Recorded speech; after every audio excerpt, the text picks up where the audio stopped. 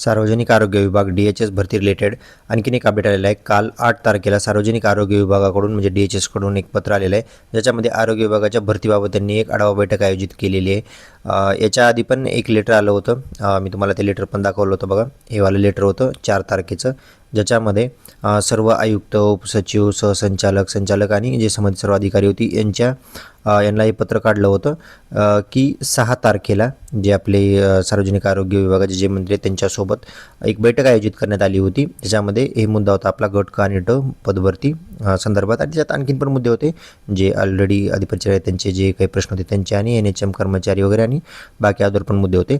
तर याच्या रिलेटेड जी बैठक झाली 6 तारखेला, तर त्याच्या रिलेटेड बघा तुम्ही हे न्यूजमध्ये पण बघितलं असेल.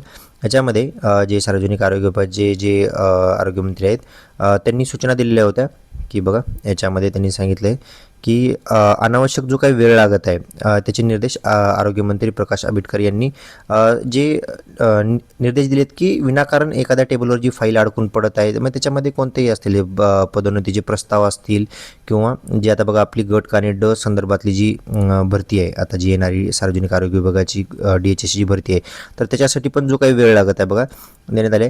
गट क आणि ड मधील नवीन पदभरतीची स्थिती आणि विविध संवर्गातील रिक्त पदाचा आढावा घेऊन ज्या ठिकाणी मनुष्यबळाची गरज आहे त्या तात्काळ मनुष्यबळ उपलब्ध करून देण्याच्या पण त्यांनी सूचना दिलेल्या आहेत.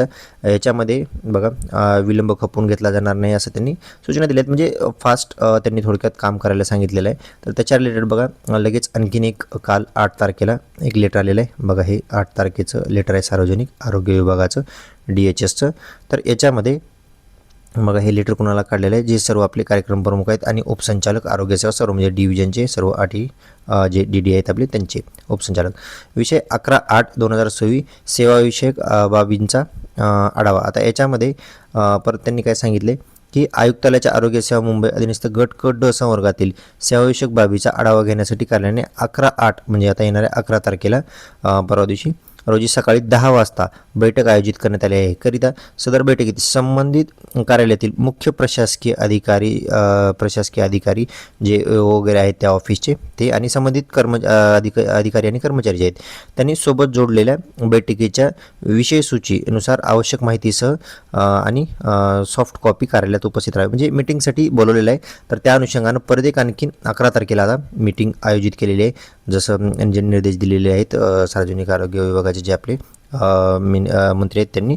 त्या अनुषंगानं त्यांनी परत एक आणखीन एक आता त्या मीटिंगनंतर बैठक आयोजित केलेली आहे 11 तारखेला. तर त्याच्यामध्ये बघा बैठकीचा अजेंडा आणि विषय सूची काय, तर आकृतीबंधानुसार ही मीटिंग कशासाठी केली, तर सगळ्यात पहिला मुद्दा आहे आकृतीबंधानुसार गट क ड संवर्गातील संस्थानिहाय म्हणजे प्रत्येक हॉस्पिटलनुसार मंजूर भरलेल्या रिक्त पदाचा तपशील सादर करणे, सोबत आकृतीबंध पडताळणी घेऊन येणे. जे वॅकन्सी मॅट्रिक्स वगैरे ह्याच्या आधी पण मी व्हिडिओ बनवले त्याच्यावर सांगितलं होतं तुम्हाला की त्यांना आधी सूचना दिलेल्या होत्या की आकृतीबंध वगैरे म्हणून तो मंजूर करून घ्यायचा होता. तर आता यांनी सांगितले की आता येणाऱ्या 11 तारखेला जी मीटिंग होणार आहे तर त्याच्यासाठी गट आणि ड जे आपली DHSची भरती होणार आहे त्याच्यासाठी गट आणि ड मध्ये संस्थाने तिथले जे इंचार्ज आहेत त्यांनी त्यांच्या संस्थेमध्ये किती मंजूर पद आहेत, भरलेत किती, रिक्त किती आहेत, त्याचा आकृतीबंध मंजूर करून पडताळणी केलेलं ते सर्व घेऊन त्यांना मीटिंगला उपस्थित राहायला सांगितलेलं आहे. त्याच्यानंतर नेक्स्ट सेकंड पॉईंट आहे की आकृतीबंधानुसार गट क ड संवर्गाचा पदनिहाय सरळ सेवा पदोन्नती पदाचा मंजूर भरलेल्या व रिक्त पदाचा स्वतंत्र तपशील सादर करणे. म्हणजे याच्यामध्ये ठीक आहे ह्यांनी संस्थानिहाय जे काही पदं असतील त्याच्यामध्ये त्यांना हे पण सांगायचे की तिथं टोटल पदापैकी समजा एखाद्या संस्थेमध्ये जरी 100 जरी पदं असतील, एक उदाहरण 100 जरी पदं असतील, पण त्याच्यापैकी सांगायचे की त्याच्यामध्ये सरळ सेवेचे पदं किती आहेत, पदोन्नतीचा म्हणजे प्रमोशननं भरली जाणारे पदं किती आहेत आणि सरळ सेवेनं म्हणजे आता जे DHS एक्झाम घेणार आहे आपण त्याच्यातून किती पदं भरायची आहेत, पदोन्नतीने किती भरायचे म्हणजे प्रमोशननं, त्याच्यापैकी मंजूर जे पद आहे त्याच्यापैकी भरलेत किती आणि रिक्त पदं किती आहेत, तर त्याचा स्वतंत्र तपशील त्यांना सादर करायचा आहे. म्हणजे त्याच्यावर त्यांना समजेल की आता येणाऱ्या भरतीमध्ये त्यांना किती जागा किंवा व्हॅकन्सी भरायच्या आहेत. ठीक आहे, टोटल जागा असून फायदा नाही. समजा 100 जरी जागा असल्या पण त्याच्यामधल्या समजा 20 जागा ह्या प्रमोशननं भरल्या जाणाऱ्या असल्या तर थोडक्यात 80 जागा तिथं ह्या सरळ सेवेनं भरल्या जातील. तर त्यांनी सेपरेट ते डिटेलमध्ये सबमिट करायला सांगितले की भरलेत किती, त्याच्यापैकी पदोन्नतीने किती भरायच्यात, सरळ सेवेने किती भरायच्यात, रिक्त किती आहेत. ठीक आहे, त्याच्यानंतर नेक्स्ट आहे नवीन निर्माण झालेल्या संस्थांसाठी मंजूर झालेल्या पदांचा तपशील मंजूर भरलेली रिक्त सादर करणे.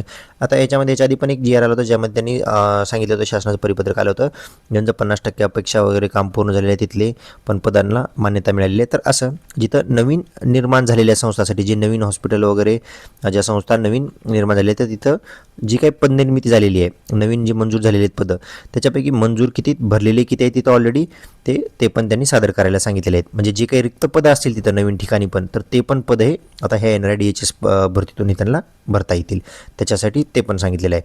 म्हणजे ऑलरेडी जुने जे होते ते पण प्लस आता हे नवीन संस्थाचे पण त्याच्यामध्ये ॲड होतील. त्याच्यानंतर नेक्स्ट, नवीन निर्माण झालेल्या संस्थाच्या बांधकामाची सद्यस्थिती सादर करणे. आता जे काही नवीन हॉस्पिटल वगैरे होत आहेत किंवा ज्या नवीन संस्था होत आहेत त्याच्या बांधकामाची सद्यस्थिती सादर करण्यास सांगितलेली आहे. कारण याच्या आधी पण मी सांगितलं तुम्हाला, जो 50%पेक्षा काम जिथं पूर्ण झालेलं आहे तिथली पदनिर्मितीचा जो शासनाचा जो परिपत्रक आला होता, जो GR आला होता, त्याच्यामध्ये सांगितलं होतं की 50%पेक्षा ज्यांचं काम पूर्ण झालेलं आहे अशा संस्थाला तिथं जे पदनिर्मिती झाली आहे, जे पदं तिथं तयार झालेले आहेत ते पण त्यांना भरायचे आहेत. तर त्याची सद्यस्थिती काय ते विचारले त्यांनी, की सध्या बांधकामाची स्थिती काय, तिथले जर 50%पेक्षा काम पूर्ण झाले असेल तर त्यांना ते पण जागा आहे त्याच्यामध्ये ह्या भरतीतून भरता येतील. ठीक आहे. किंवा ज्यांचं 100% काम पूर्ण झालेलं आहे तर तिथले पण त्यांना ते पदं भरता येतील. 50%च्या पूर्ण झालेलं आहे काम त्यांची ऑलरेडी त्यांना पदनिर्मिती झालेली आहे, पण जर 100% काम पूर्ण झालं असेल तरच तिथं ते पदं भरणार आहेत, तर ते पण त्यांनी सद्यस्थिती कळवायला सांगितलेली आहे. त्याच्यानंतर नेक्स्ट आहे 5th पॉईंट आहे की प्रशासकीय बदली झालेले एकूण कर्मचारी यांची संख्यापैकी कार्यमुक्त केलेले कर्मचाऱ्यांची संख्या तसेच रुजू झालेल्या कर्मचाऱ्यांची संख्या सादर करणे. आता हा प्रशासकीय बदलीचा विषय, ज्याच्यामध्ये एकूण कर्मचाऱ्यांची संख्या किती आहे त्याच्यापैकी कार्यमुक्त म्हणजे ट्रान्सफर झाल्यानंतर त्यांच्या आहे त्या पोस्टिंगच्या ठिकाणाहून त्यांना रिलीव्ह किती जणांना केले, दुसरीकडे जिथं जॉईन करायचे त्यांना त्या ठिकाणी जॉईन होण्यासाठी कार्यमुक्त किती केले, कर्मचाऱ्यांची संख्या किती आहे, रुजू किती जण झाले तिथं, तर त्याचा पण आकडा सादर करायला सांगितलं आहे. ठीक आहे. हे बाकीचे पण मुद्दे आहेत त्यांची मीटिंगमध्ये, पण आपले भरती रिलेटेड ते वरचेच 3-4 मुद्दे जे इम्पॉर्टंट आहेत ते आहेत. त्याच्यानंतर नेक्स्ट आहे हे प्रशासकीय बदली झालेले किती कर्मचारी कार्यमुक्त करण्यात आले नाहीत अथवा रुजू झालेले नाहीत याची सकारण माहिती आहे. म्हणजे ज्यांची बदली ट्रान्सफर झालेली आहे तर ते कार्यमुक्त का झाले नाहीत, त्याचं कारण काय, किंवा ते दुसऱ्या त्यांना जिथं ट्रान्सफर दिलेली आहे त्या ठिकाणी रुजू का झाले नाही त्याचं कारणासहित ते सादर करायला सांगितलेलं आहे. आणि नेक्स्ट आहे हे ज्यांची विनंती बदली खूप दिवस झाले पेंडिंग होते त्यांच्यासाठी की विनंती बदल्यांबाबतची सद्यस्थिती सादर करावी. DHSमध्ये खूप वर्ष झालं विनंती बदल्या ह्या पेंडिंग आहेत, त्या झालेल्या नाही आहेत अजून, तर त्या रिलेटेड पण त्यांनी सांगितले की सद्यस्थिती काय, त्यांची विनंती बदल्यांची सद्यस्थिती काय, त्यांची का झाली नाही त्या रिलेटेड पण. ठीक आहे.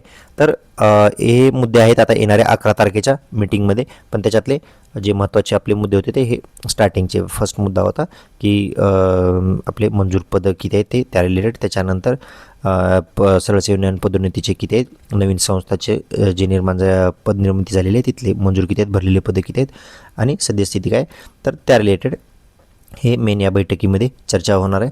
त्याच्यावर निर्णय होईल आणि लवकरच आता पुढली प्रक्रिया चालू होईल भरतीची. ठीक आहे. तर सद्यस्थितीला तर हे लेटर आलेलं आहे 8 तारखेचं आणि 11 तारखेला ही मीटिंग होणार आहे. तर DHS रिलेटेड आणखीन जे काही अपडेट येईल आता मी त्याच्यानंतर सांगेल तुम्हाला 11 तारखेच्या नंतर आता काय अपडेट येतं त्याच्या रिलेटेड. ठीक आहे. तुम्हाला याच्या व्यतिरिक्त आणखीन तुमचे काही डाऊट असतील तर डिस्क्रिप्शनमध्ये ग्रुपची लिंक आहे, तिथं जॉईन करू शकता किंवा तुमचे डाऊट असेल तर तुम्ही कमेंटमध्ये विचारू शकता.